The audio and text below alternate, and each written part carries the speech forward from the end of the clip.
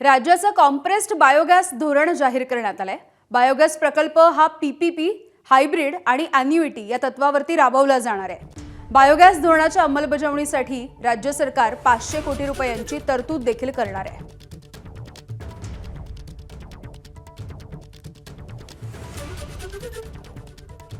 तर जी बैठक पार पडलेली आहे यामध्ये हा निर्णय घेण्यात आलेला दिसतोय। मंत्रिमंडळाच्या बैठकीतला हा एक महत्त्वाचा निर्णय आणि एक धोरण सध्या जाहीर करण्यात आलेलं आपल्याला बघायला मिळतं आहे।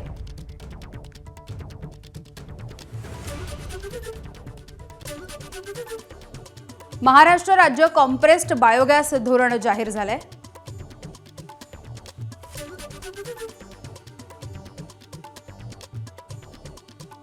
आणि या धोरणाच्या अंमलबजावणीसाठी 500 कोटी रुपयांची तरतूद करण्यात आली आहे। 7 आदर्श महाविद्यालयामधल्या शिक्षकांना यूजीसी निर्देशानुसार मूळ वेतन देखील दिलं जाणार आहे। मंत्रिमंडळाच्या बैठकीतले काही महत्त्वाचे मुद्दे आपण जाणून घेतोय। सातारा जिल्ह्यामधील मौजे नागेवाडी इथे आयटी पार्कला जमीन देण्याचा निर्णय देखील झालेला आहे।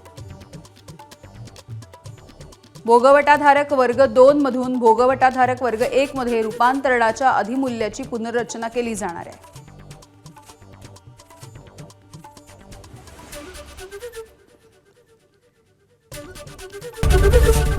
एबीपी माझा, उघडा डोळे बघा नीट।